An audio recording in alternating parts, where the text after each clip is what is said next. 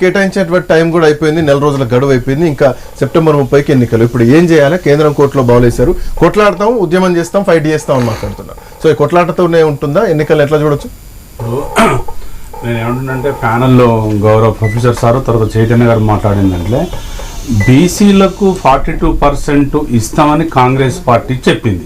అవును, చెప్పిన తర్వాత ఫిబ్రవరి నుంచి ఇప్పటిదాకా 250-300 కోట్లు ఖర్చు పెట్టిన తర్వాత నేను ఆ రోజు కూడా ఐ న్యూస్ ద్వారా చెప్పింది ఏంటంటే మీరు సామాజిక న్యాయం పాటించట్లేదు, సంచార జాతులు, సేవా కులాలు, ఉత్పత్తి జాతులను మీరు పట్టించుకోవడం లేరు. నేనేమంటున్నానంటే 139 కులాలకు సంబంధించిన దాంట్లో 3 కులాలే ముందు వరుసలో ఉంటాయి. కొన్ని జాతులు ఇప్పటికీ లెక్కలు లేవు. మీరు ఇస్తున్న 42% అసెంబ్లీలో చర్చ పెట్టలేదు. చర్చ పెట్టకుండా 32 తప్పులతో ఢిల్లీకి పంపిర్రు. నేనేమంటున్నానంటే అసెంబ్లీలో తీర్మానం చేయండి, ఈ క్యాస్ట్ ఈక్వేషన్స్ ఇంత ఉంది, ఈ క్యాస్ట్ ఈక్వేషన్ ఇంకుంది, 29 కులాలు బీసీఏలో ఉన్నాయి, బీసీసీలో ఇన్నున్నాయి, బీసీబీలో ఉన్నాయి, సామాజికంగా వీళ్ళు వెనుకబడ్డరు, ఇది జరుగుతుంది, 8 లక్షల కుటుంబాలు పద్మశాలు బయటికి వెళ్ళిపోయారు, రంగారెడ్డి, హైదరాబాదు, మేడ్చల్ జిల్లాలో మేము ఆ సర్వే పూర్తి కంప్లీట్ చేయలేదు, మేము రెండోసారి సర్వే చేస్తాము, మేము డెడికేషన్ కమిషన్ 42% ఏమంటుంది.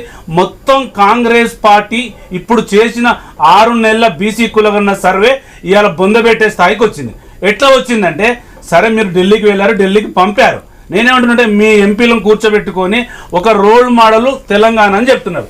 నేను గోల్డ్ మోడల్ అంటున్నాను. ఎందుకంటే ఆల్రెడీ 66 ఏళ్ళు స్వాతంత్రం వచ్చిన పరిపాలించే మీరు బీసీలు వెనుకబడడానికి మీరు కారణం.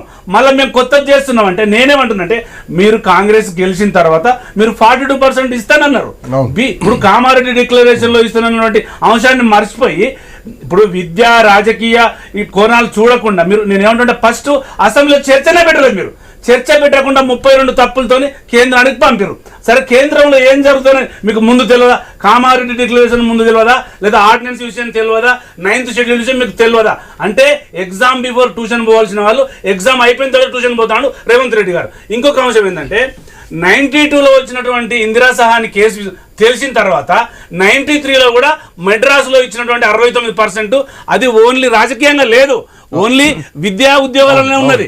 ఇవాళ తెలంగాణలో ఎక్కడి పోయినా కూడా జెడ్పీటీసీలు, ఎంపీటీసీలు, బీసీలు ఎక్కువనే ఉన్నారు. వీళ్ళు ఇవ్వకుండా కూడా క్యాస్ట్ ఈక్వేషన్స్లలో అది ఇస్తున్నారు.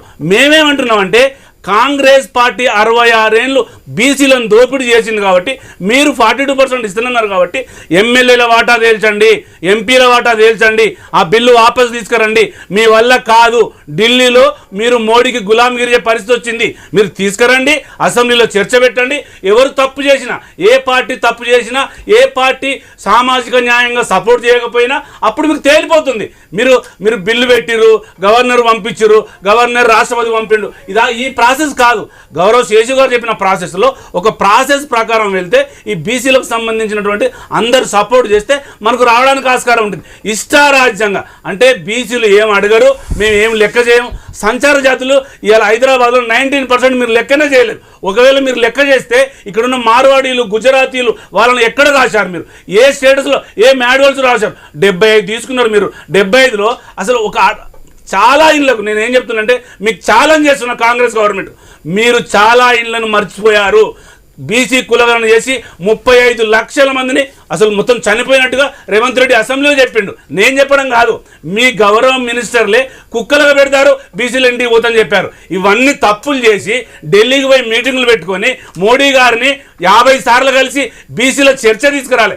బీసీలకు న్యాయం చేద్దాం సార్, మీరు మేము కలిసి రాజకీయాలు పక్కన పెడదామని చెప్పకుండా ఎన్నిసార్లు మీరు అఖిలపక్షం ఎందుకు ఢిల్లీకి తీసుకెళ్ళలేదు? ఎందుకు తీసుకెళ్ళలేదు? అఖిలపక్షం తీసుకుపోకుండా అసెంబ్లీలో బిల్లులో మీరు చట్టసభ చేయకుండా, అసెంబ్లీలో చర్చ పెట్టకుండా ఇష్టారాజ్యంగా కాంగ్రెస్ గవర్నమెంట్ బీసీలను అన్యాయం చేయడానికి ఇదే తర్పణం. లాస్ట్గా నేనేం చెప్పదలుచుకున్నంటే బీసీలు తస్మా జాగ్రత్త. కాంగ్రెస్ ఇదే మోసం 60 ఏళ్ళకెళ్ళి చేసింది, ఈ 18 నెలలకెళ్ళి చేసింది, ఈ ఫిబ్రవరికి ఇప్పటి కులగణన పేరు మీద చేసింది. చాలా జాగ్రత్తగా ఉండాలి.